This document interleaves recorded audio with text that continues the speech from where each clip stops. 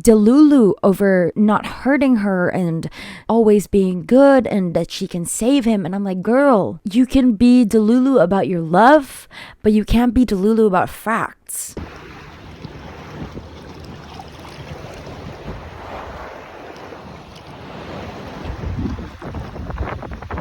Hello everyone, good evening. It's Fifi and welcome to the channel. It's already March and I think one of my goals for 2025 was to film a book video every month to challenge myself to read more books in 2025. But alas, this is supposedly my January book video in March, so I will combine it with my February books, since in January to February, I believe I've hit 9 books in 2025, which is crazy because I only read about, I think, 14 to 15 books in 2024. And 9 is more than half of what I read from last year. And I'm already halfway through March-ish. So I'm excited about this year because my reading game has really been stepping up. And before I dive into my books, I just want to plug, and this is not sponsored, but I just really want to mention Fable, because Fable has been saving my reading game for 2025. It's been so much fun to just continue my streak every single day. It's like Duolingo, but in a less annoying sort of way, because Duo is a bit annoying. It is. He is. The owl is. And I think the owl is dead, right? Joke. Fable. If you don't have Fable yet, please go get Fable and step up your reading game. Again, this is not sponsored. This is just me letting you know that this app works and it's great. And what I love about this, Fable tangent. What I love about Fable is you see the reviews of people you don't follow, and in your timeline it shows up according to the books that you frequently subscribe to, or books that are in the same genre as books that you're reading. So I've been reading Onyx Storm over since January, and then I've been getting reviews from people who have been reading books similar to Onyx Storm, so it pops up on my timeline, which is really great because I get new books on my radar and I see other people's reviews, unlike Goodreads where you only see reviews of people you follow. So there's that. Download Fable and add me if you haven't yet. My link is down below in the description box. Sorry. Wow, let's jump right in. I have 9-ish books to talk about. And the first one is the second book to The Serpent and the Wings of Night, which I mentioned in my previous video for my 2024 wrap-up. And it's Ashes and the Star-Cursed King by Carissa Broadbent. I am going to be completely 100% honest. While I was writing my notes for this video, I did not remember a single thing. Could not remember a single thing about this book, which I think speaks for itself. It's forgettable. I'm sorry. I said it. I was looking forward to this because this was a duology, and we know usually with authors doing duologies, it means that they're concise, it means that they're crisp, it means that they know what to do with the world. That's usually my experience with duologies, given my one true love, Six of Crows. But this one really just did not take the cake, and I'm so sad about it. Let me try to tell you what I remember from this. It's a world of vampires, and there are different kinds of vampires. There's the Rishan, there's the Hyaj, there's the Bloodborne, and every century or so they fight each other. There's a big war, and one race takes over the other race, and then they rule the kingdom for like a good number of years. Our main character, Oriah, is human.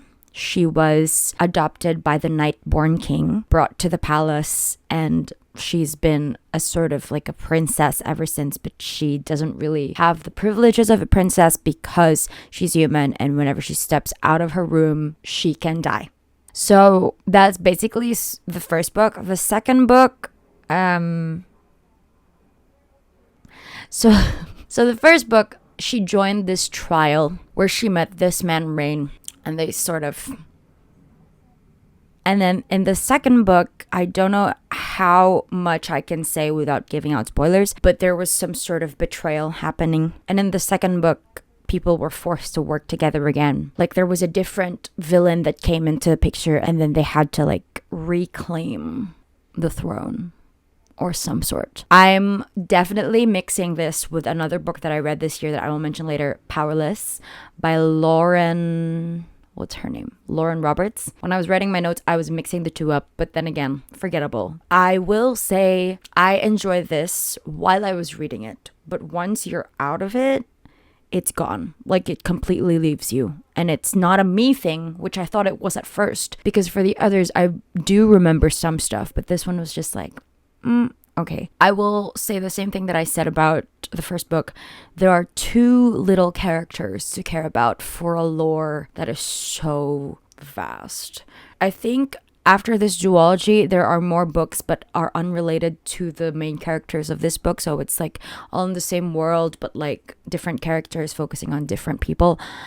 It just, there was so few people to love.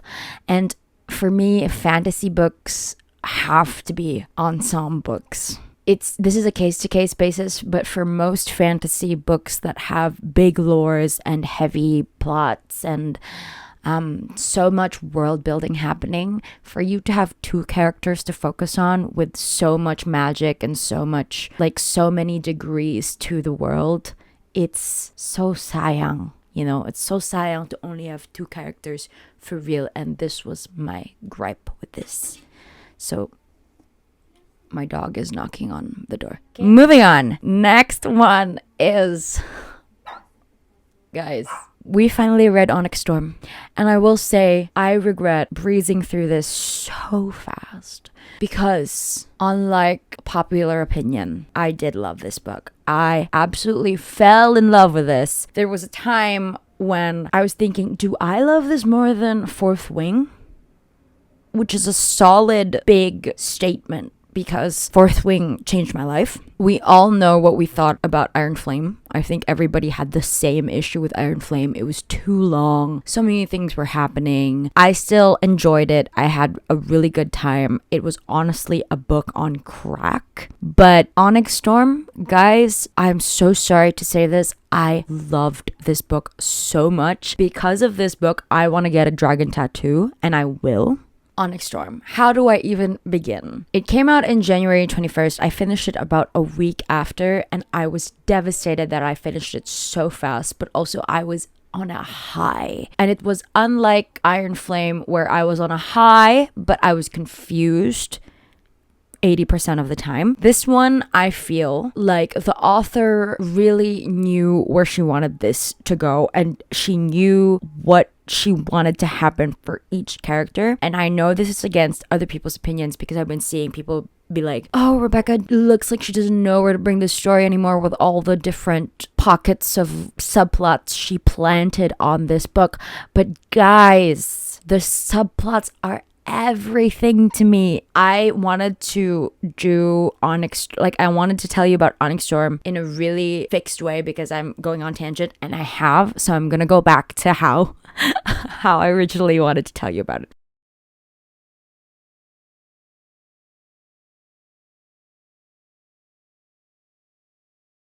So I wanted to split this into two parts, the things that I did not like and the things that I liked. So let's begin with my dislikes. Number one, Xaden being It's Not You, It's Me, Anakin Skywalker sad boy was tiring. It was tiring. I understand. I get it. He is sad to die. He doesn't want to leave Violet. He doesn't want to hurt Violet. But I don't like sad boys. I really don't. So it's funny, because I was explaining the plot to my boyfriend, and he's a big Star Wars fan, and he said, this is basically Anakin. This is a Darth Vader plot. He's going to the dark side, and he's turning red. And I was like, you're right. Xaden might be Anakin. But yeah, did not like Xaden, sad boy. Another is Violet being naive about Xaden. I was so over it. Violet being so delulu over Xaden not hurting her and Xaden always being good and that she can save him. And I'm like, girl, you can be delulu about your love, but you can't be delulu about facts. And I love how everyone around, well, this is something this is a bullet point for things that I liked, but I will mention it now. I love that even though Violet is being stupid about Xaden, everybody else around her is not. Because usually in a normal like YA series, when your main character is being stupid, nobody clocks it and everybody else is being stupid with her. This one, Violet is being stupid, everybody is like, girl, wake up. And that's what I think the balance was great. So points to that. And points to Riddoch for really slapping this out of her. Not fully, but he did. And I will get to that in the points that I liked. Third, there was just too much smut. I know. We've been deprived. In Fourth Wing, there was barely any. In Iron Flame, I think there was a few, 1 or 2. But in Onyx Storm, it just didn't make sense that there was more smut when Xaden went Venin versus when Xaden was still capable when he was still human.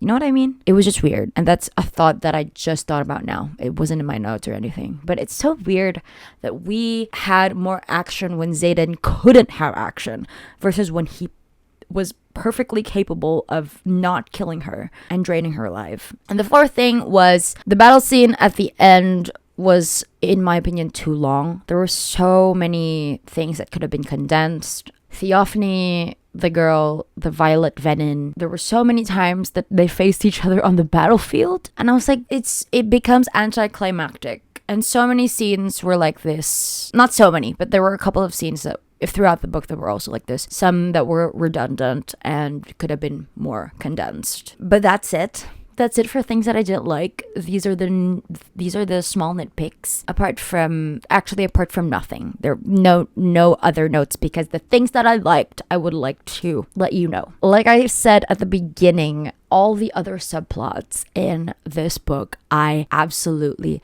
loved, and contrary to everybody's opinions about all the other side quests that they had trying to look for Andarna's kind and a cure for Xaden, I loved it. I loved this whole island hopping sequence that was happening throughout the book. I loved finding out about side character plots throughout these journeys. I loved having new people in the squad. It was so much fun. The dynamics between each character and their dragons and their griffins, it was so much fun to read. It really hurt me to see negative comments about these subplots online because people were like, get to the point, it doesn't seem like she knows what she's doing, there were too many other plots. And I'm like, guys, you don't sound like fantasy readers at all. Don't come for my throat. But remember when we were reading fantasy series back in like 2010 with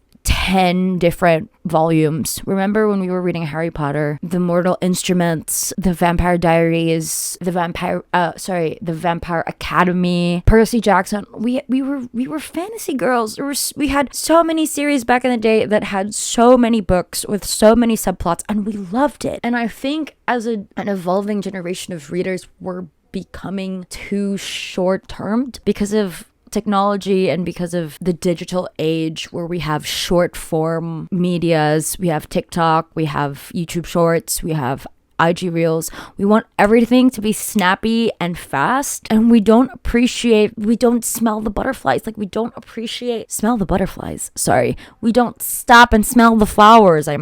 We don't anymore appreciate the beauty of a good world building and character dynamics and great friendships in books, diving into such a beautiful world. I loved every second of every subplot because it just allowed me to remain in this book. I never want to leave this world, and it allowed me to remain here, and I just am all for it. I love this book. I love Onyx Storm. Special shout out to my boyfriend Riddoch, who really slapped the Delulu out of Violet and was the bestest friend anybody could ever have. He is such a green flag. It was so insane, that conversation they had. Sorry, spoiler alert. That conversation that Riddock and Violet have after Riddock found out that Xaden was Venin. He is so funny. He is hilarious. He is such a green flag, but he's also so tender, and I really felt for him when he was asking everyone, why don't you all consider me as a reliable member of the group just because I'm the class clown or I'm the jokester? Why am I not your first choice when it comes to battle, or like when it comes to choosing people for this quest? Why is it not me?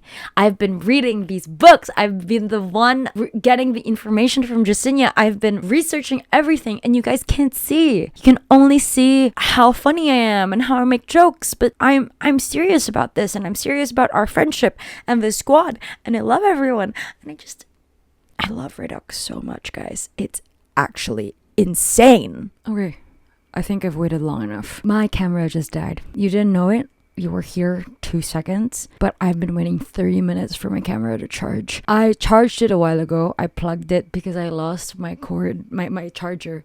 So now I'm using a USB cord every time to charge my phone, my camera. You don't need to know this. I just want to tell you how I struggled.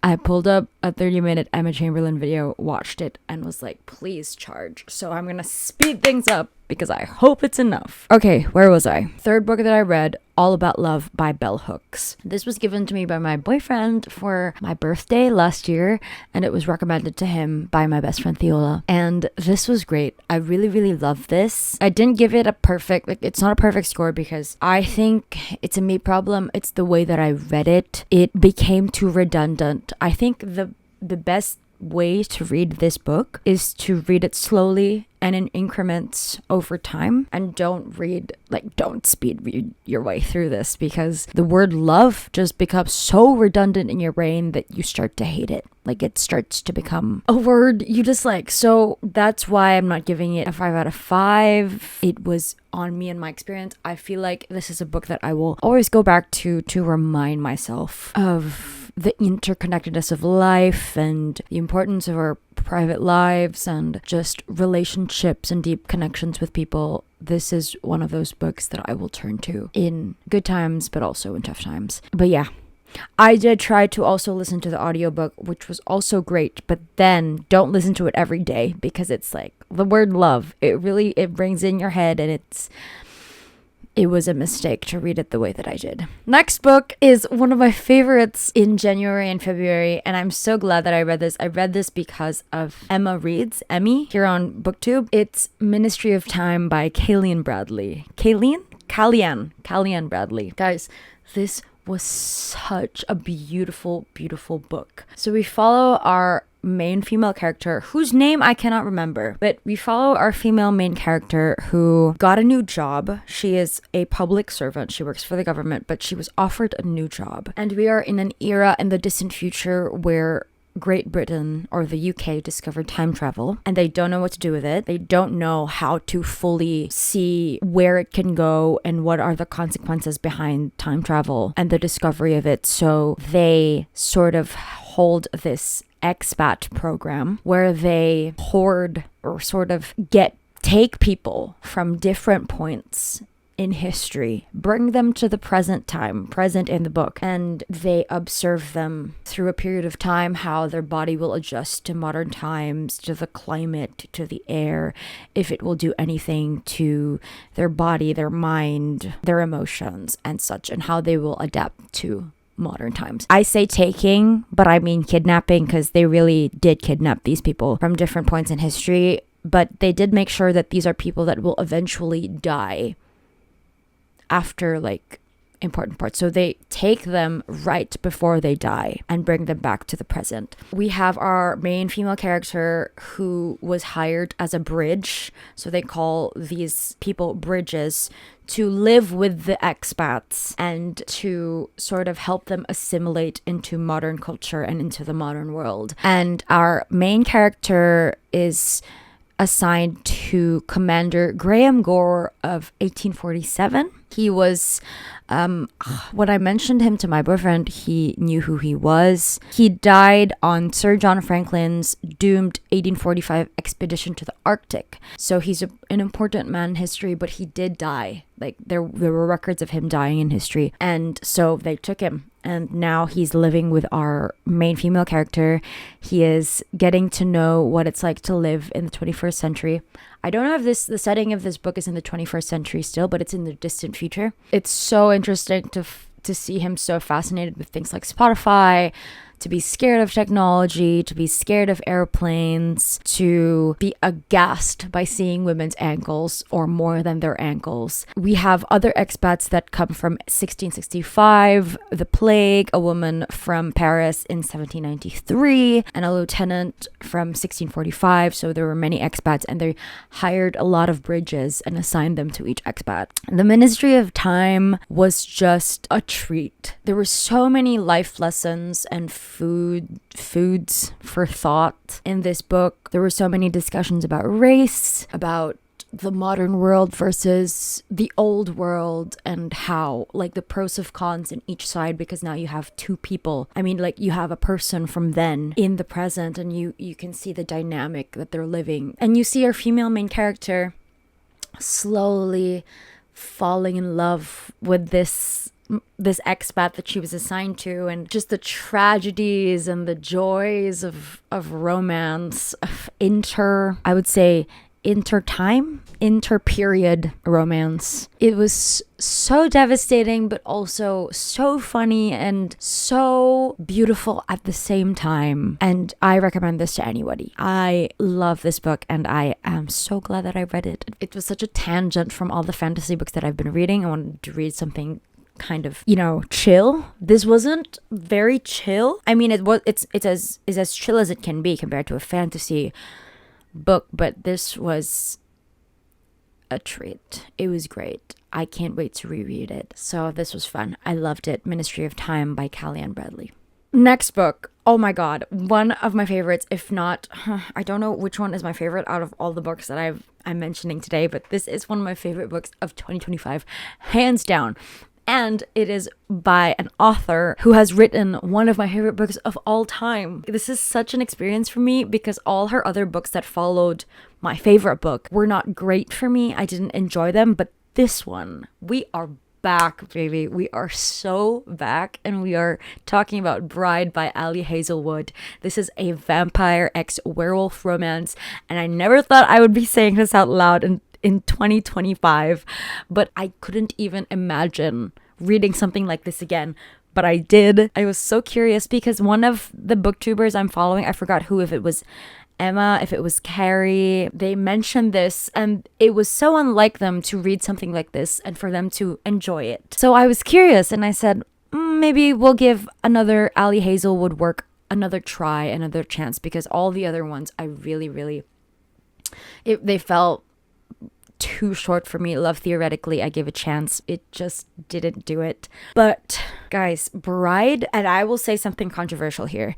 I have not read Pining as good as Kaz Brekker from Six of Crows until I read Bride. I know that's a bold statement, but the pining in this book was absolutely phenomenal. And what I love about this is you don't need to world build. The lore already exists. Werewolves and vampires hate each other. There wasn't a need for that much world building. We just went straight into the plot, which is an arranged marriage plot because the werewolves and the vampires are facing an extinction problem.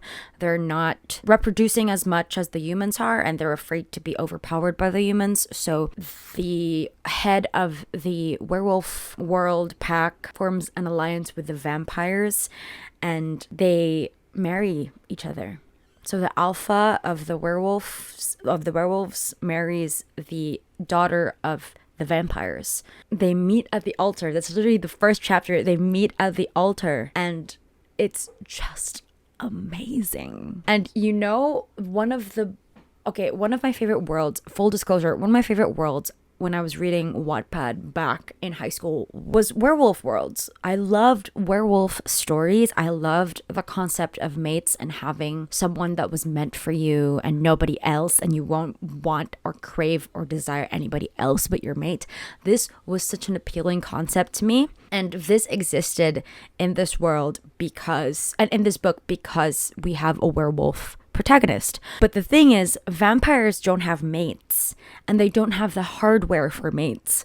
So imagine our main male character finding his mate, but his mate not having the hardware for that. So he falls first and he fell hard. These are the tropes that I love and cherish in my life. So yes, Bride, so good. Another thing is the female main character is so hilarious. She is so funny. I loved the banter in this book. I loved the dialogue. Just go read Bride. It's the best. 5 out of 5 stars, 10 out of 5 stars if I could. But one of my best reads this year, hands down. The next book I read is something that I mentioned earlier. I read Powerless by Lauren Roberts. So this is a fantasy world about people called elites who have powers. So they have powers ranging from like fire, ice, mind reading, metal bending, all sorts of powers. But in the same world, there are also people who don't have powers. They're called ordinaries. So obviously these people are outcasts and they are shunned from society. They are either killed or shunned. My first thought with reading this book was, is this a Hunger Games fanfiction? Because it really did seem like it had the exact same plot devices. There were games, there was trials that the main character had to join. But she had to join it with other people who had powers. She had to appeal to the people to sort of gain their votes and to help her during the game. So it's giving very Hunger Games. The difference is she falls in love with the prince. The prince falls in love with her, and she has to betray people within the games and within the palace. And I forgot to mention a very important part. She pretends she has powers. And this is the way she's been living for the longest time to survive this world, because if you don't have powers, you will get killed. So she pretends to be a psychic and kind of does deduction, Sherlock Holmes-esque science of deduction skills. It's all very funny. At first, I wanted to DNF it because it sounded really like there wasn't anything remotely believable about it. I mean, it's a fantasy. These books are not believable, but there wasn't anything pulling me to it that was very original. Like, I felt like I've read everything already in this book. Like, it's already in my brain and there was nothing new. So I wanted to DNF the first half, but it's good that I continue to the second half because I did have fun when the trials were at its peak. It got more interesting, definitely, but still not such a banger. I don't know if I'll be reading the next ones. I think this is a trilogy. The third book is coming out in April, I think. And I don't know if I want to continue it. If you've read the second book and you loved it, please let me know. The last 3 books I won't even talk about separately. I'll just talk about them as one and I won't go into too much detail because I really just read this for fun. And I read these books just to turn off my brain fully and for a little bit of smut. I read the Not series by Ari Wright. This is an ABO series. The Not Her Goal, Not Her Shot, and Not Her Bride. No, sorry, Not Her Goal, Not Her Shot, and Not Her Fight. I haven't read Not Her Bride. And these are just funny and fun and sexy and steamy. They are full on Wattpad levels, but slightly better written. They're ABO books about mostly sports romances. So the packs, like the alphas, are athletes. The one I'm reading now, Not Her Fight, her alphas, there's like a boxer, there's a football player, there's a senator, and there's a professor. And I will say, it's pretty sexy. If you don't know what ABO is, it means alpha, beta, omega. I can't explain it. This book is pretty good because it has a glossary page or like an ABO manual at the start of the book, so you'll understand it more. But better to reference there than to listen to however I explain it, but I'll do my best. So ABO is sort of like like a fanfic dynamic of people. It started, I believe, if I'm not mistaken, under the werewolf lore, where you have an alpha, a beta, and an omega. But in recent years, people have been using this dynamic on not just shapeshifters or werewolves, but also on like human beings, and classify it as like a biological evolutionary thing that occurs on human beings. So there are alphas, like human alphas, human omegas, and human betas. So usually a pack of alphas will look for an omega, because an omega is usually like their mate, and like they're sensitive to omegas. Anyway, I can't explain to you the full thing because I can't even explain it to myself. It's one of those things that you just have to read to be like, I understand, but you can't really explain it yourself. These are the types of books that I read in between big books, just to turn off my brain, like give it a reset. So much fun. Okay, guys, that is it. Those are my books for January and February. It is now almost mid-March, and I've been reading a couple of books already, and I'm excited to share them with you, but it's been such a productive reading year so far, and I hope my momentum doesn't stop. I am really loving getting back into reading. I'm in that era, you know, when you read in high school and you just love what you're reading, so you read under your desk so the teacher doesn't see you. That's the effect of reading. Like, that's the feelings I've been feeling this year. I've been wanting to just read wherever I go, especially when I read Bride. That was the feeling that was evoked in me when I was reading Bride. And I want to continue to have this feeling for the rest of the year and for the rest of my life. So thank you so much for being here. If you have any recommendations for me, please let me know in the comments. If you've read any of the books I've read, if you've loved them or hate them, please let me know. I still would like to hear. Add me on Goodreads, add me on Fable. I'm also on Booksta. They're all in the description box below. I hope you've been having a great 2025 so far. And thank you so much for swimming by this channel. Good night, good morning, good afternoon, wherever you are.